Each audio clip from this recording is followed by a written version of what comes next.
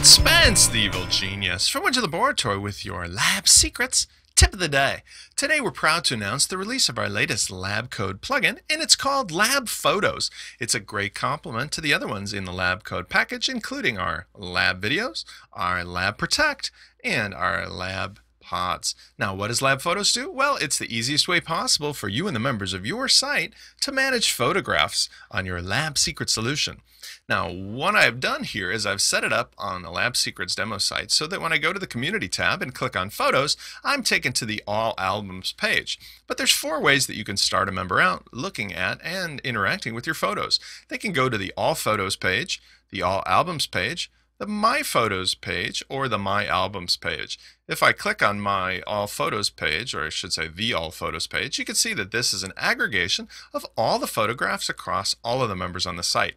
All Albums is the same thing, but that's just grouped together by album and shows the nice thumbnail of the album artwork. My photos are the photos that I have uploaded personally, and of course this is unique to each member. It also shows the details about my profile page here. And then lastly, I've got, if I click back, got the My Albums, which are albums that I have created individually. And in this case, I haven't started any yet, so we're going to start from scratch. Now, let me show you what happens when you go and browse by all albums. If you click on an album here that was created, for example, by Mad Scientist, I get to see his particular profile page and information. I also can then click through the photos, and it's got a nice, easy interface for browsing back and forth. And the photos are nicely set up with a wide, almost 650 pixels format. Now, if I want to comment on anything, like I've done before, I could say, cool, love this photo even more than before. And I post the comment. This is a great way for your members to obviously interact with one another, and it's very common for the higher end photo sharing sites, such as Flickr.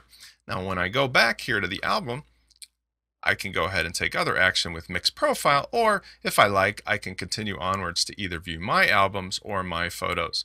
If I return though to the main part of the Photos page, like I did before All Albums, I can go ahead here and also demonstrate what it looks like if I have a large album library.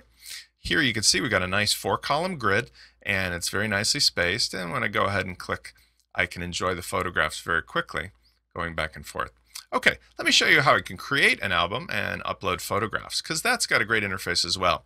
If I go over here to My Profile, click on Spence, you can see here that I've got a button called Photos.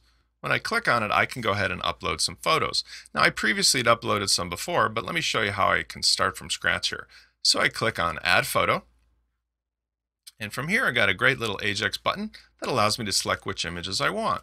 I can do 1 or 2 or more. In this case, let me put 2 new photos up called Red Trike, Yellow Trike. And just so you can see this here, I click Open, and I've got a nice hands-off uploader. I don't have to do anything, just select it and let it do its job. When it's all done, I can go ahead and add the metadata that I want. So for example, I can change this to say Red Trike, really fast, add some tags. I can decide whether I want to share it with everyone, just my friends, or myself. That'll be important later too when you organize your albums. Yellow Trike, not so fast, not so fun.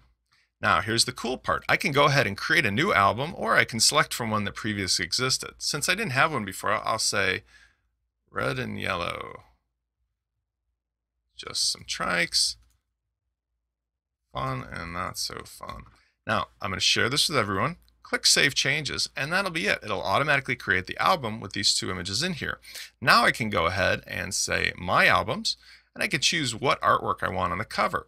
Now, by default, it put the red trike on the cover, but if I want to change that, no problem. I just change the cover photo here, and it lets me pick which of the 2 pictures to put up, and gives me a nice little indicator, as you can see there. Now I've got it changed. When I go back and browse at the main part of the Photos page, you can see here now that My Album is going to show up, and other people can go ahead and share it just like I shared with Mad Scientist. Now I'm almost at the end of this particular tutorial. This has just been a brief introduction of how cool this is. There's a lot of other features buried under the hood. I'll cover them in the next tutorial.